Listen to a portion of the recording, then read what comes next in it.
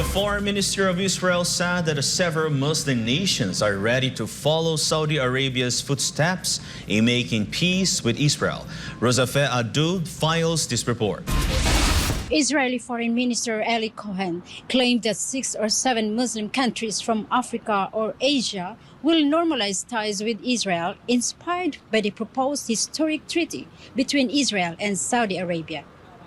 In a recent interview with a local media, Cohen claimed he had met with several officials from the Muslim nations to which Israel does not share formal ties.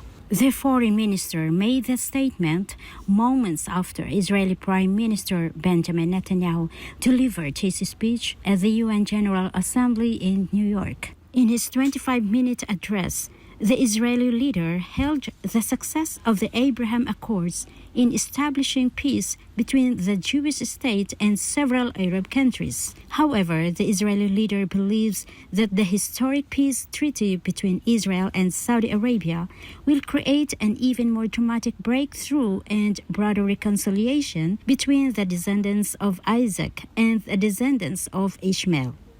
There's no question. The Abraham Accords heralded the dawn of a new age of peace. But I believe that we are at the cusp of an even more dramatic breakthrough, an historic peace between Israel and Saudi Arabia. Such a peace will go a long way to ending the Arab-Israeli conflict. It will encourage other Arab states to normalize their relations with Israel. It will enhance the prospects of peace with the Palestinians.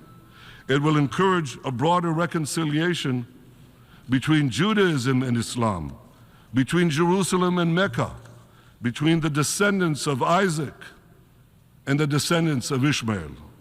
During his speech, Netanyahu also showed 2 maps. For the first one showing an image of an isolated Israel at the time of its creation in 1948. Afterward, he flipped the map to demonstrate how the impact of the proposed historic treaty between Israel and Saudi Arabia would give rise to the so-called New Middle East. Now look at what happens when we make peace between Saudi Arabia and Israel. The whole Middle East changes. We tear down the walls of enmity.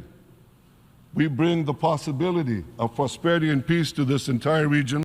This 78th session of the Assembly opened on September 5, and the high-level week took place from September 18 to 22 in New York. Tel Aviv, this has been Rosafe Adut, SMNA News, Israel.